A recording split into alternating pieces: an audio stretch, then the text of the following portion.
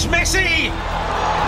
It is the cleanest of clean finishes from the best on the planet. It's time for the biggest sports stories. Liverpool, the champions of Europe, are top of the world. The biggest interviews. That such a great spectacle is ruined by such thuggish behavior. And all the analysis right here. He's the one player that has the arrogance to think that he can play in any stadium in the world and any pitch in the world in front of any player in the world and take them on.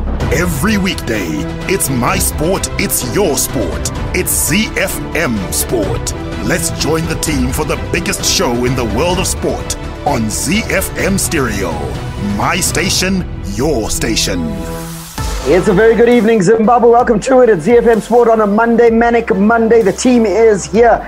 Alois Bunjira, after a week's break, is back. Mike Madura is here. Chris Gray is also here. Our producer, Sean Tafirenyika, and I'm Barry Menandi. What you can look forward to? Well, on the home front, the Premier Soccer League will not seek further recourse in the Herentals case following the ZiFM Appeals Committee's ruling to quash the league's disciplinary committee decision to expel the club for taking football matters to court. In international sports news, the Wellington Hurricanes are praising an improved attitude for their crucial Super Rugby Aotearoa win over the Waikato Chiefs, as another vital match stares them in the face this weekend.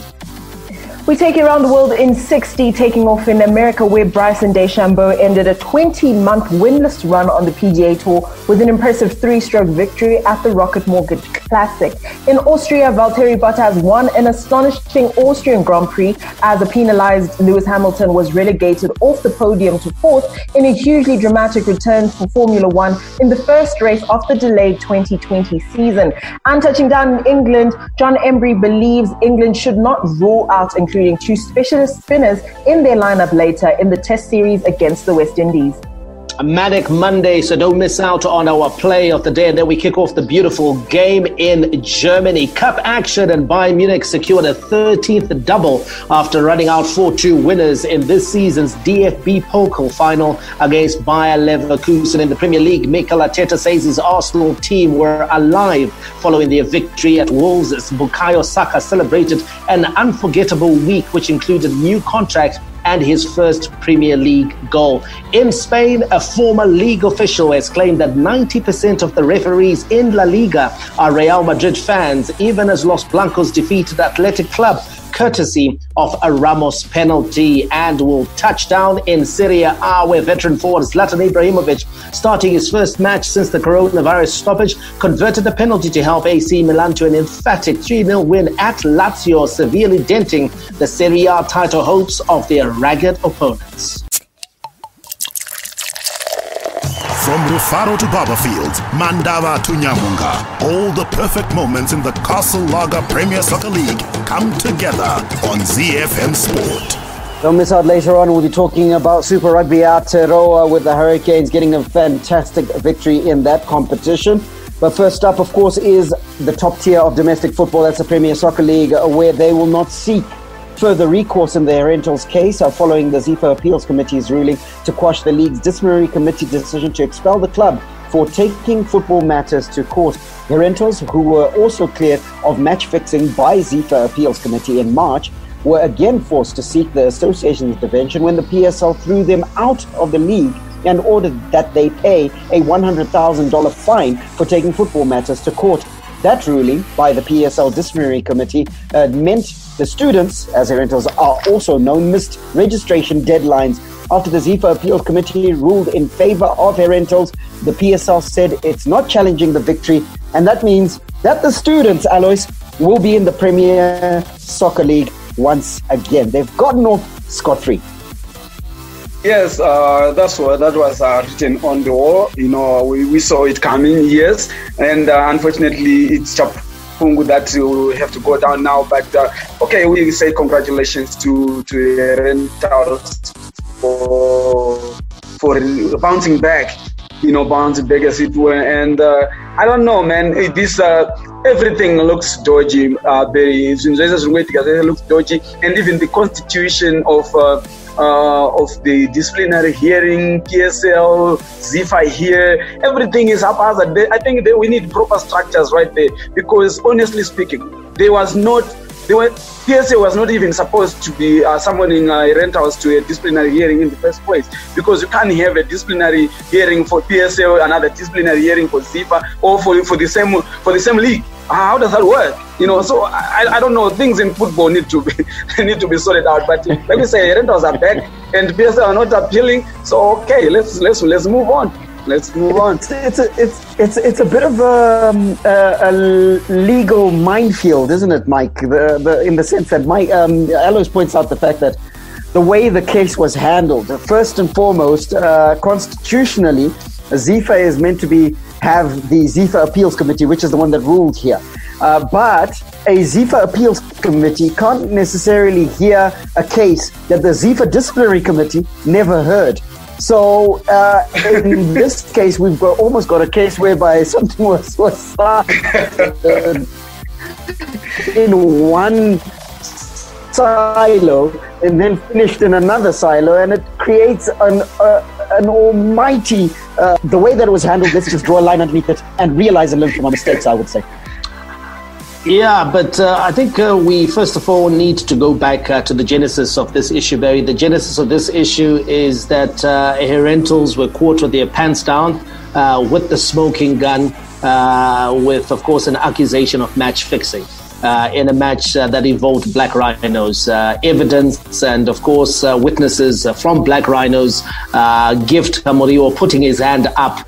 The man involved, the man at the heart of the shady deal between Herentals and Black Rhinos. And so that is where we've got to start looking at this story. The PSL did the right thing. The PSL, when a matter of that nature comes to light, you've got to, of course, investigate and you've got to give a ruling. And they gave their ruling in which they say that, listen, you've been caught with your pants down, there is a smoking gun, and you're accused of match fixing. Now, we can talk about PSL jumping the gun as far as the procedure is concerned, etc. But what does the PSL do if ZiFM is unwilling to move? What does the PSL do if ZiFM is unwilling to actually bring the full weight of football law to bear on Herentals? And this is what we have seen. So I want to excuse and exonerate the PSL from this whole muddle. What we have seen here is a classic case of interference from the association, who are unwilling for Herentals to go down for a crime in which they have not just been fingered, but a crime in which they've been caught with pants down and with smoking gun in hand. Everyone knows, Barry, everyone knows, bar ZiFM, bar the people that constitute the appeals committee, that Herentals were caught doing X, Y, Z. And as a result, to be honest, they should have been chucked out of the Premier Soccer League. It just goes to show you, Barry, the moral rectitude of the people that are running football in Zimbabwe is south. And that is where it is, because these are people with a very, very big appetite, a huge appetite for some of the more nefarious activities that happen in our game. This was an opportunity for ZiFM to lay the law down and to say that, you know what, we will not tolerate any of these shameful activities, and to have gone with football on this matter. This was not a PSL versus ZiFM. This was actually a football issue in which ZiFM should have aligned itself with the game for the greater good of the game. Yeah, Barry, just to add on what Mike has just said. Barry. Look, Gift Kamriwa has been suspended, banned from football for I don't know how many years already for that same crime. So what is being exonerated from? What was he banned for? Yeah.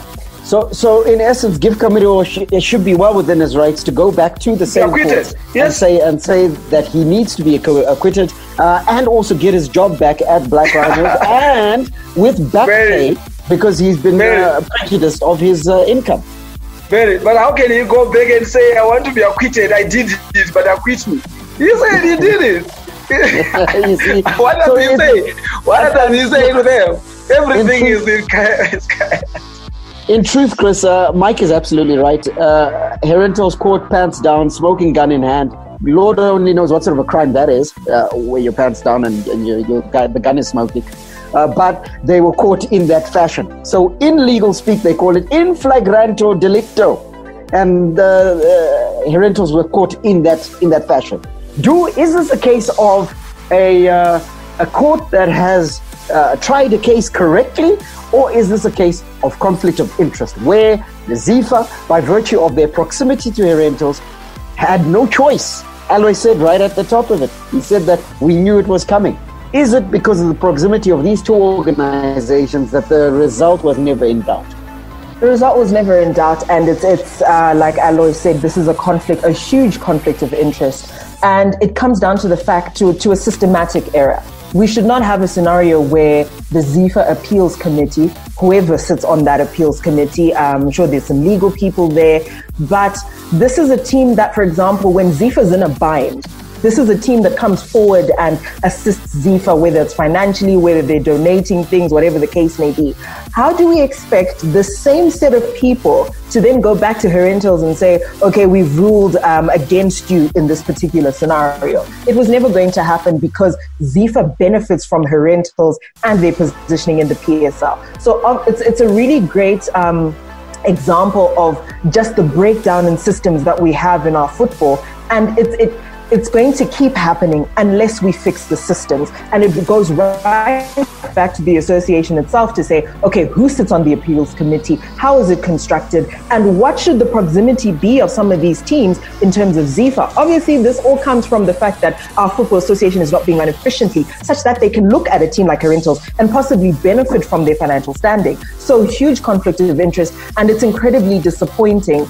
Not surprising, but still disappointing. Disappointed indeed, and probably the most disappointed man in football at the moment is Gift Guava Kamariwo, who has been banned from footballing activity for a period of time and has also lost his job and income over a crime that ZiFA says never happened. That's a man who is going to be disappointed indeed. Hopefully he will take some action on that case and try and get himself back into football. That one has a bit to play out. What is going to happen now is Herentals is going to register their players, and they will be participating in the Premier Soccer League when it does kick off. That kick off, whenever it happens.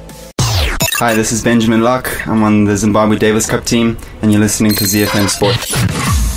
Right, local sports news roundup starting with tennis. Zimbabwe tennis star Benjamin Locke has criticized Tennis Zimbabwe for abandoning local players as they continue to feel the negative effects of the COVID-19 pandemic, expressing his disappointment with the Davis Cup World Group 2 tie against China. Locke revealed he was even more frustrated by lack of support from the local tennis governing body. He's quoted as saying, disappointed at Davis Cup won't happen this year. This obviously was in a tweet. Even more disappointed at Tennis Zimbabwe for abandoning their athletes with no support and no opportunities for the last 3 months. Doesn't have to be like this. In rugby news, Zimbabwe Rugby Union is embarking on a rebuilding exercise that will see fresh ideas being injected by new coaches that will be appointed during the course of the year. The union terminated contracts for all national teams coaching staff, with only the exception of Brandon Dawson, who was appointed to the Sables last year with the mandate of leading Zimbabwe's 2023 World Cup campaign. Clarifying the move to terminate contracts for the men's and women's national team sides that include the Cheetahs, Lady Sables, Goshawks, Zimbabwe Rugby Academy and all junior teams. Zimbabwe Rugby Union President Aaron Jani said cancellation of activities for the year due to COVID-19 forced them to embark on a rebuilding exercise. And we touched down with baseball, where the Zimbabwe Baseball Association, ZBA, is in the process of introducing a new format of the sport known as Baseball 5. The format is a fast-paced, youth-focused urban discipline and small-sided version of baseball or softball. The sport is presently being introduced to stakeholders in the country. According to ZBA President Maurice Banda, the association has shifted focus to promoting Baseball 5, which is easier to play and does not need expensive equipment. Hi, this is Mike Madoda, and you can catch me and the team for all the latest breaking news out of the world of sport, local as well as international, on your favorite station, my station, your station, ZiFM. We are Z-Team on ZiFM Sport. Z. From the front of the grid to the back of the net, it's ZiFM Sport. International Sports News Roundup, where the world comes out to play. Time for your daily dose of international sports news. Just a reminder of what's to come later on in the show. Bayern Munich have been crowned DFB Pokal champions. That's 2 out of 3. The Champions League still to come for Robert Lewandowski and his merry men from Bavaria. That's one of our leading stories in the beautiful game. Arsenal also going great guns, something that will please our producer Sean Tafirenyika. We asked the question, have they turned a corner under Mikel Arteta? But before we get there, rugby news. The Wellington Hurricanes are praising an improved attitude for their crucial Super Rugby Aotearoa win over the Waikato Chiefs as another vital match stares them in the face this weekend after being well outplayed in a 30-20 loss to the Auckland Blues and then a 39-25 defeat to the Canterbury Crusaders over the first 2 rounds. The men from the capital came out of their bye to find themselves in a dance of the desperates in Hamilton yesterday. But after getting their rock and roll shoes on and their intensity ratcheted up, their 25-18 victory has kept them in with a shot in this all-Kiwi competition. Now, after yesterday's game, Wellington Hurricanes co-captain TJ Perenara shared his thoughts on his side's performance. Yeah, it was awesome. It was awesome for us to get out here and get that win. It's been a tough couple of weeks, the first 2. We thought we played some really good footy to start with, and then we got beat at back end of the game. So for us to be able to close that one out, even though the Chiefs put us under a lot of pressure right there at the end, it was good for the boys to get that win. Just want to send our love to the Chiefs boys as well. It was an awesome game out there. So we look forward to getting back into it next week. Yeah, we did. We know we've done a lot of good work in and around training. Even in games, we've been playing some really good footy, but not getting the results. So for us to be able to get that win, it's an opportunity for us to go in the right direction in this competition. Important victory, Barry, for the Wellington Hurricanes. This one, they needed to win, and they did just that. It wasn't the flair that we're used to from the Hurricanes. It wasn't a game of great running and attacking rugby, but this was a war of attrition, and they won. They did, and I think they realized that that was the approach that was required because they had to win. As you said earlier, they were staring down the barrel after 2 consecutive losses to the Blues and the Satyrs. They had to pull something out of the fire, and this match was that important to them against a side that, remember, we going into Super Rugby, the full Super Rugby setup, the Chiefs tipped as one of the teams to watch in essence. So Warren Gatland will be very disappointed with this, the 4 losses that they're on the spin that they've had in this competition. But certainly the Canes getting the result that they needed in the manner that they required. Rather than concentrate on form, they concentrated on function. Get the result. Yeah, absolutely. We normally used to running, expansive, attacking rugby from the Hurricanes, but they were able to knuckle down and beat the Chiefs in this one. Chris, the Chiefs are now 0-4. I mean, 0-4, as they'll say in America. They are struggling, as it would look, but in all their defeats, they've always been quite close to the teams that have beat them, and I think it's testament to how evenly powered the New Zealand franchises are this season. Definitely.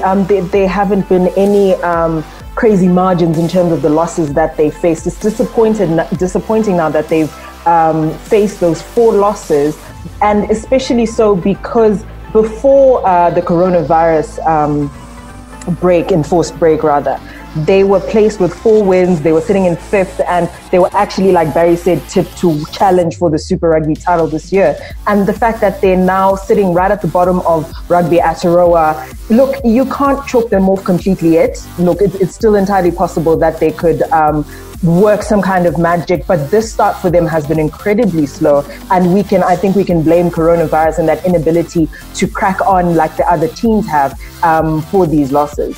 Barry, we saw the other teams, of course, strengthening during that break, and I think that's probably what went against the likes of the Chiefs, because we saw a few movements in terms of players, some players who joined the franchises coming from Europe. We saw the likes of Dan Carter coming from Japan. So the other teams were able to strengthen, namely the Auckland Blues, who entered Super Rugby, as we know it earlier in the year, as the weakest of the New Zealand franchises.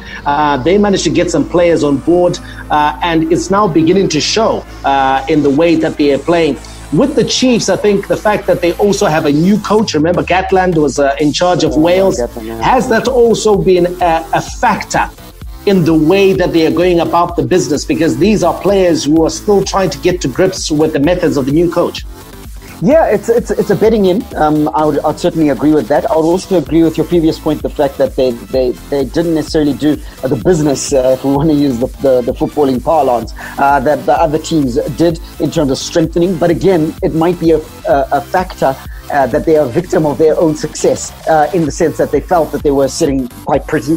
They looked like a team that was moving forward. Warren Gatland, we know what he can deliver. We saw him do it with Wales. We know what he can deliver. Even we've seen with Chiefs, as you quite early pointed out, they haven't been blown away by any. There haven't been any blowout victories for their opponents. So this is a team that's sort of transitioning. And for me, I'm going to say, watch the Chiefs as they begin to settle down into the way that Warren Gatland likes to play. Yeah, absolutely. And of course, Chris, we can't run away from some of the refereeing controversies that always happen in the world of sport. And refereeing has also been a hot talking point in Super Rugby Aotearoa, where a lot of managers, a lot of the coaches are coming out and they're talking about the refereeing inconsistencies. And even in watching the post-match interview of All Blacks captain Sam Cane, who's also the captain of the Chiefs, that's something that he brought up, and you could tell that, well, he wasn't going to say much because he is the All Blacks captain, so he can't be stirring up the pot, as it were. But he insinuated that right now they don't know whether to stick or twist regards some of the refereeing interpretations in Super Rugby right now. So there's a learning process as well for the players in terms of how the law is being applied, especially at the breakdown. Definitely. I think that inconsistency of application is kind of what's muddying the water, as it were, and it's particularly under the spotlight in Rugby Aotearoa at the moment, and we're going to have to wait and see exactly what happens. And look, it's not necessarily that this problem has started just after the coronavirus enforced break, but we're going to need to see whether or not they're able to solve these inconsistencies because of how close these teams are in terms of the results. It's important for them to get those calls absolutely right every single time if it's going to have a massive impact on those standings. Okay, let's take a look at the results coming out of New Zealand. There was one game that was played on Saturday and 2 tries in the closing 4 minutes. So the Crusaders survived a first half setback to beat the Highlanders 40-20 and remain unbeaten in Aotearoa. The standings, the Crusaders leading the way on 14 points. They are not just winning, they are also getting the bonus points. The Blues are in second on 12 points, 2 points behind the Sailors. Highlanders in third on 5. The Hurricanes have got 4 points and the Chiefs have got 3 bonus points and none whatsoever in the wins column. Your weekend fixtures, the Crusaders are up against the Blues in a top of the table clash. Good game, that one set for Saturday. And then on Sunday, it's the Hurricanes that will welcome the Highlanders at the Cake Tin in Wellington. Oceania as a region is absolutely shining at the moment because Super Rugby AU across the pond in Australia also got going this past weekend, and the results look like there's a Brisbane Brumbies started their Super Rugby AU campaign with a relatively comfortable 31-23 win over the Melbourne Rebels in Canberra on Saturday. On Friday, too late, James O'Connor penalties in a 32-26 win earned the Queensland Reds a first victory in 7 years over the New South Wales Waratahs. We spoke about that on Friday. This coming weekend, what can you look forward to in Super Rugby AU? Melbourne Rebels entertain the Queensland Reds, and it's the New South Wales Waratahs taking on the Perth Western Force. Hi, I'm JC Krill, Springbok and Blue Bulls backline player. You are listening to ZiFM Sport. Around the world in 60 seconds. International sports news. Around the world in 60 is proudly brought to you by DSTV. We take over in the United States, where Bryson DeChambeau ended a 20-month winless run on the PGA Tour with an impressive 3-stroke victory at the Rocket Mortgage Classic. DeChambeau overturned a 3-stroke deficit on the final day to secure a 6th PGA Tour title, birdieing his last 3 holes to card a round of the day 65 and end the week on 23 under. Overnight leader Matthew Wolff recovered from a disappointing front 9 to birdie 4 of his last 8 holes and salvaged a 1 under 71 at Detroit Golf Club, with Kevin Kisner a further 2-stroke strokes back in third after a bogey-free 66.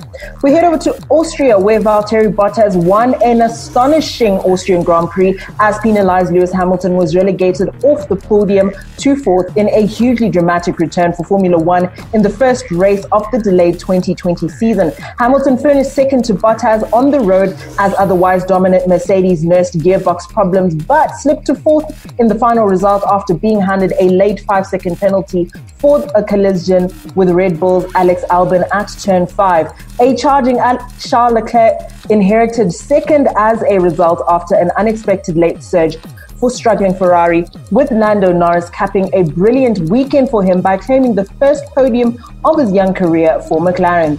We touched down in England, where John Embry believes England should not rule out including 2 specialist spinners in their lineup later in the Test series against West Indies. Dom Best has been chosen as the lone spinner in England's 13-man squad for the first #RaiseTheBat test, which gets underway at the Ages Bowl on Wednesday. However, former England off-spinner Embry feels the home side should consider altering the makeup of their attack and pairing Best with his Somerset teammate Jack Leach, who is among the reserves for the first test.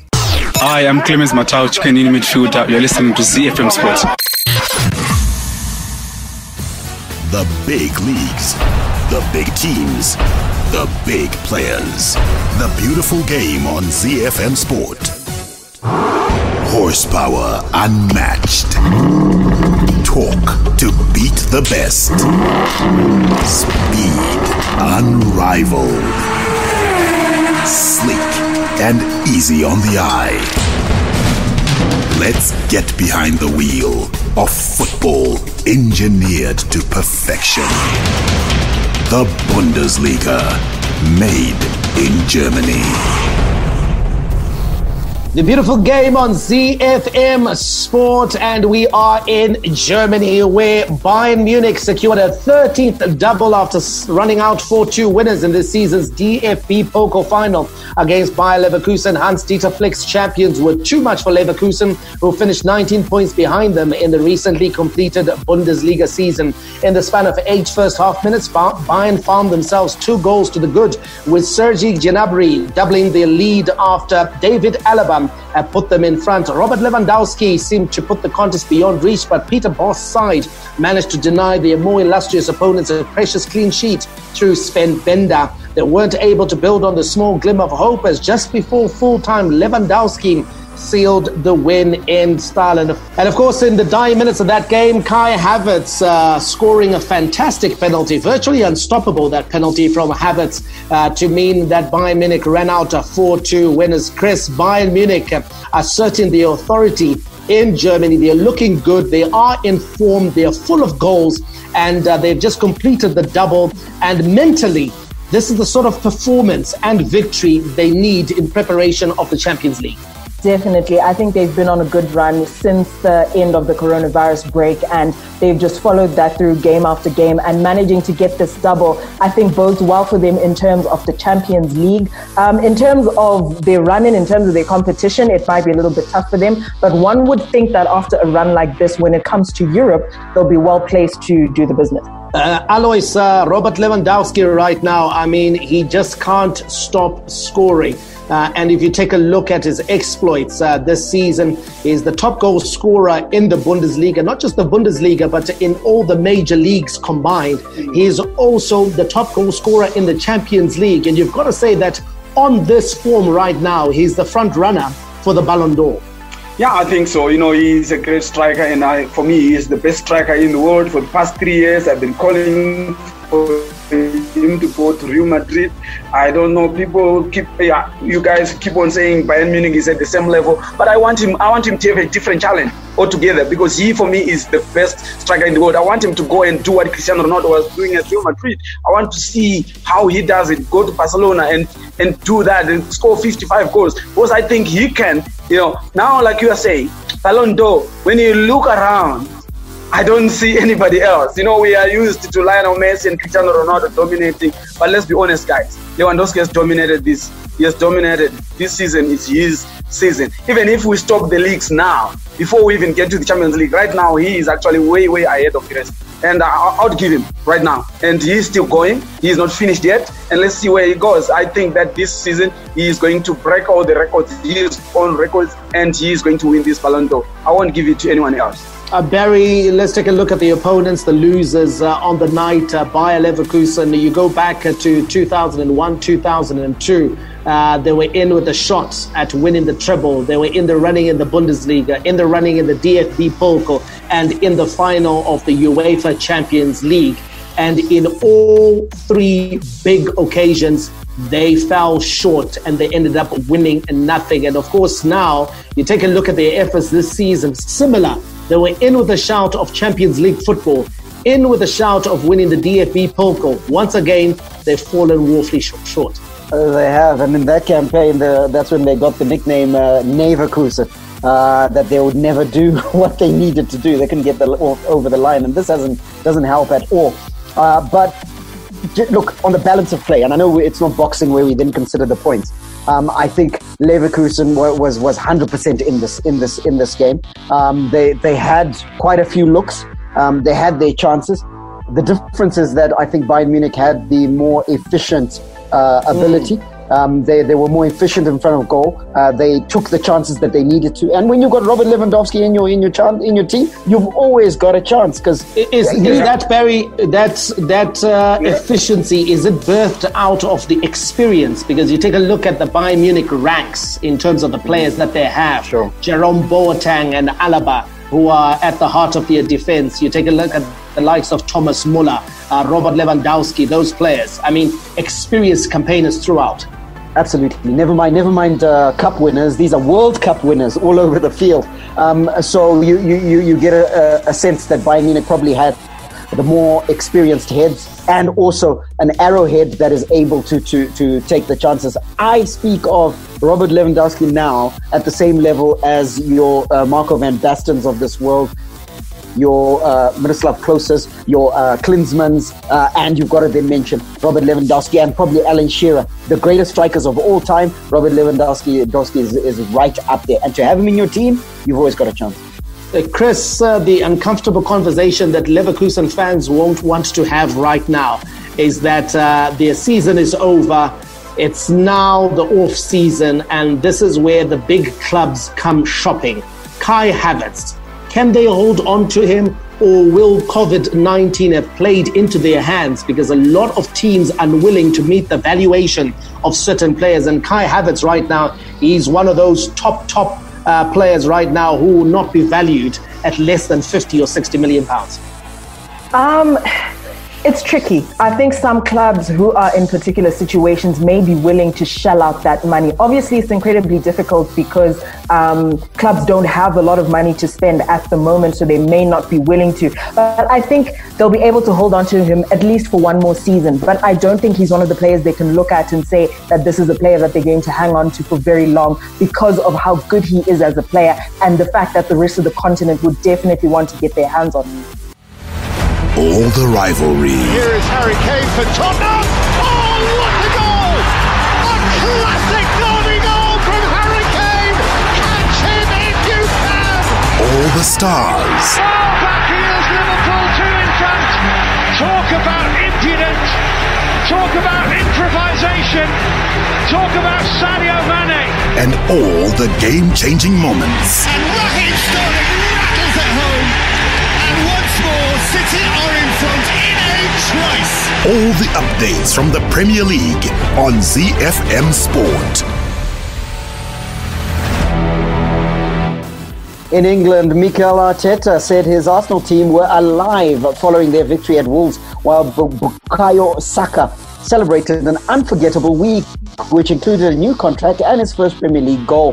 The 18-year-old has caught the eye with his performances this season and was rewarded with a fresh contract on Wednesday before being handed another league start for the 2-0 win at Wolves on Saturday. Arteta was delighted with his side's performance and believes his young team are close to becoming something special. I am delighted with the performance because the shift that the players put in, the energy that we played, the fight for every single ball from the first minute to the last minute from every player that touched that grass. So that's what we demanded. There were a few moments when we had some really good moments in play. The goals that we scored were some really good as well. We have moments that we have to improve how we manage games and how we dictate the game better, mostly in the second half, but we will get there. But at the start, at least, you know, the spirits and how everybody approaches the game, they go full gas to every ball. We knew that there were going to be moments as well because of the fatigue. Like, while they've been training for 7 days, we played 2 games, which is a little bit awkward. And we know the energy level was going to drop and some that we were going to have to defend deeper. But we had a plan to try to avoid as much as possible their strengths. And I think for the largest periods of the game, we defended really well. Mikey, you spoke about the fact that if you want to really test your mettle in England, do well against Wolves. Your assessment of Arsenal, especially after Wolves. Yeah, Barry, and I think you also have to consider the run of games that they've been on. So it's more than just the Wolves' performance and the victory over Wolves. It's also the fact that Arsenal have performed relatively well over the last 4 matches. They've shown a resolve that they didn't previously have. They've shown a defensive solidity. Even David Luiz has managed to cut out the mistakes in his involvements at the heart of Arsenal's defense. I've also seen character, and I've also seen greater cohesion in their transitions, especially in attack. They seem to be a team that's finally managing to find some balance in the way that they defend, in the way that they attack. And so they are looking a better team. And this is always going to be the litmus test, because Wolves is a side that's very difficult to break down. And also it's a side that's also very difficult to keep out. So for Arsenal to not only beat them and beat them 2-0, but also to keep them out, I think is a positive for Mikel Arteta on so many fronts. I think now he needs to add some players that can come in and just nudge up the quality, because the one area that they're clearly lacking is quality. This was not a game in which they dominated, so they didn't dominate Wolves, you know, and that's where we want to see Arsenal. I think you're beginning to see something with Manchester United, where Manchester United is getting into matches and is beginning to dominate matches. And so Arsenal now, from being solid, I think they've got to transition into a place where they are getting onto the field of play and not just looking to win, but also looking to stamp their authority over certain teams, so that, you know what, they're clearly the favorite and clearly the better side. But for me, kudos to Mikel Arteta. They look like they're turning a corner. I'm not going to say they've turned a corner. They look like they're turning a corner, because I think there's Leicester coming up in their next fixture. That's going to be another test as well. If they can perform well in that game, then we can start to say, you know what, the project looks like it's heading somewhere under Mikel Arteta. Get the result that you need and make sure that the 3 points are in the bag, especially when you're away from home. Chris, going into this game, Arsenal had one of the worst away records. They were playing against a Wolves side that doesn't lose at Molineux, that has a fantastic home record. Managed to go there, not only get the win, but also get a clean sheet. Surely people around Arsenal, including Sean Tafirinika, must be buzzing. Definitely buzzing. I think Arsenal's start wasn't what fans would have liked, and I think getting to this place where they're able to take on a team like Wolves certainly bodes well for them. I think their signings, for example, Bukayo Saka, I think they definitely have including him, they have a squad of some young players that are really going to be, I think, useful for Mikel Arteta going forward. And the fact that right now in this run into the end of the season, they're able to actually, you know, play them and get some experience in, see what they can tweak. I think it's looking good for Arsenal at the moment if they can keep it up. I think we've known Arsenal in the last season and a half for having patchy results, and hopefully this is not one of those scenarios where they won't be able to continue the run that they had started so well. All right, the rest of your results out of England look like this. Sadio Mane and Curtis Jones kept up below par Liverpool's perfect home record in their 2-0 win over struggling Aston Villa. Manchester City crashed to a third successive away defeat as Shea Adams' first Southampton goal secured a hard-fought 1-0 win at St Mary's. Jamie Vardy netted a 100th Premier League goal as Leicester kept their hold on third place with a 3-0 win over Crystal Palace, and then Chelsea brushed off their midweek setback to return to winning ways with a routine 3-0 victory over Watford at Stamford Bridge. The team that Mike was talking about, Manchester United, they put on an electric showing of attacking flair to beat Bournemouth 5-2. Alois Bunjira, quickly, are you excited with what you're seeing at United? I'm excited. Goals are coming, and not just goals, beautiful goals. You can see the confidence in the players. They are free to take shots at any angle, and their execution is top notch. I'm happy. I'm excited. Sometimes we spoke about it with Mike the other day that, going forward, I'm so confident about Manchester United right now, probably one of the best attacking teams in Europe at the moment. But defensive-wise, I still think that there's a lot that needs to be done defensively. David De Gea, once again, near post, conceding a goal at the near post. I'm still not happy. I think if United fans, Barry, could just transition out of wanting David De Gea for pride's sake, I think they would probably realize that they will probably get better service by a goalkeeper who's reliable. And reliability shows. Just take a look at the performances of Alisson Becker. Alisson Becker is the definition of reliability, because he will bail his defense out. You're not going to get a cheap goal out of Alisson Becker. Just look at that chance that Jack Grealish got for Aston Villa. That's a chance that Jack Grealish normally scores. He thought he had done everything right. He opened up his body. He thought he was curling it to the far post. But from 8 yards out, Alisson Becker is able to pull off the save. Now, if Manchester United gets that solidity in goal, and then they're able to get Maguire to defend like a proper defender. Right now, that guy has got no idea of how to defend. And it's going to let you see. I know United fans are excited about the run that they're on. But in the big matches, the matches that count, Maguire will let you down. Because now some of us, we see that, Mike. We see he will be beaten by cleverer players. The more because this is Bournemouth. Bournemouth scored 2 goals, guys. They shouldn't be scoring 2 goals versus a world-class defense. They shouldn't be.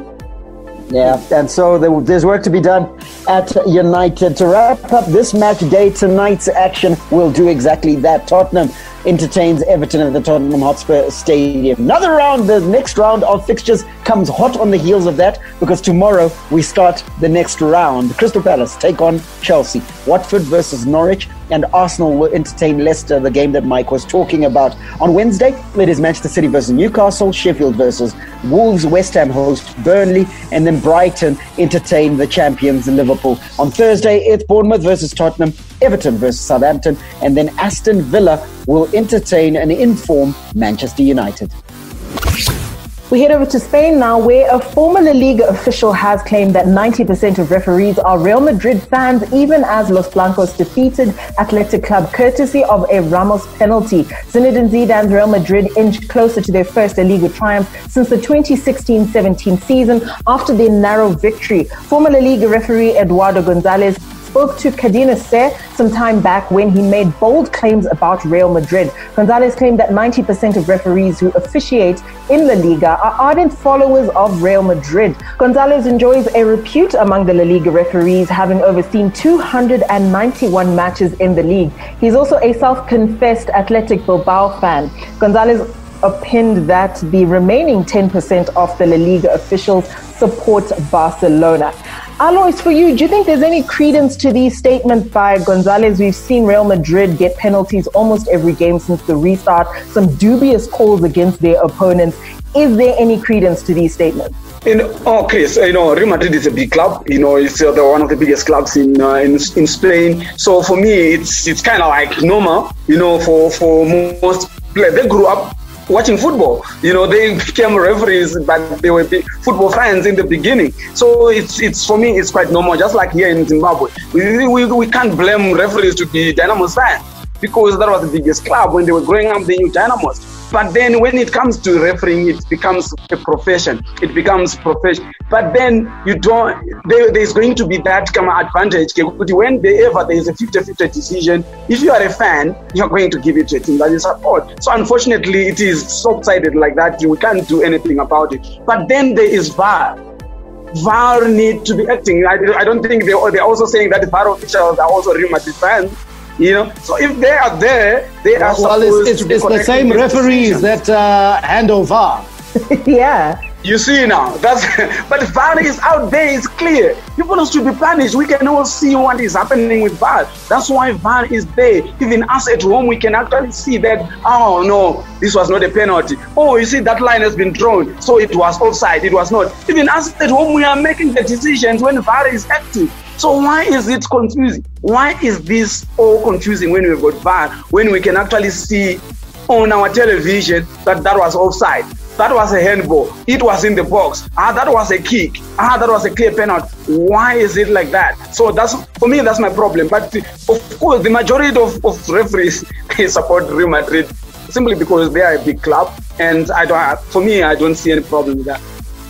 So Real Madrid fan Alois Bunjira, they acknowledging that there is a degree of bias in some of those decisions. Let's take the rest of your key results from the weekend. Barcelona responded to a trying week by thrashing Villarreal 4-1 away to stay alive in the title race, producing one of their best displays under coach Quique Setien. Atletico Madrid stayed firmly on course to secure Champions League football next season after 2 goals by Alvaro Morata and a late strike from Koke gave them a 3-0 home win over a struggling Mallorca. Tonight's fixtures, Levante takes on Real Sociedad and Sevilla versus Eibar.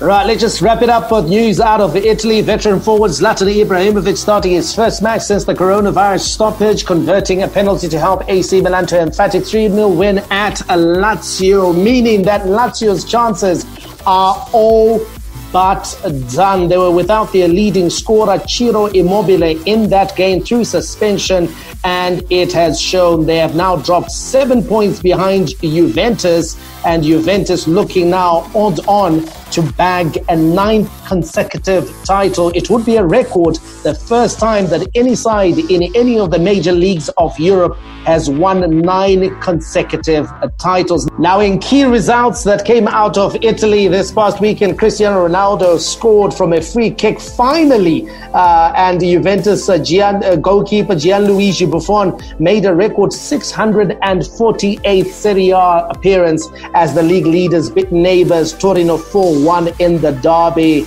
Inter Milan were beaten 2-1 by Bologna. Napoli captain Lorenzo Insigne curled in a late goal to give them a 2-1 home win versus Roma. And then Atalanta, they continued their winning streak with a 1-0 win at 10-man Cagliari.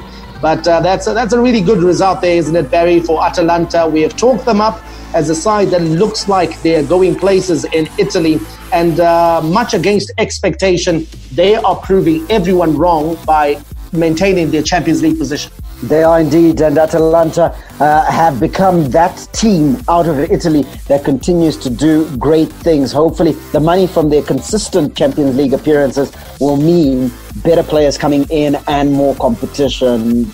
We're out of time now on the show, so we got to go. We'll catch you tomorrow for Top Bet Tuesday. May God richly bless you. That's my story, and I'm sticking to it. Manandi, out. And it's Messi! It is the cleanest of clean finishes from the best on the planet. The biggest sports stories. Liverpool, the champions of Europe, are top of the world.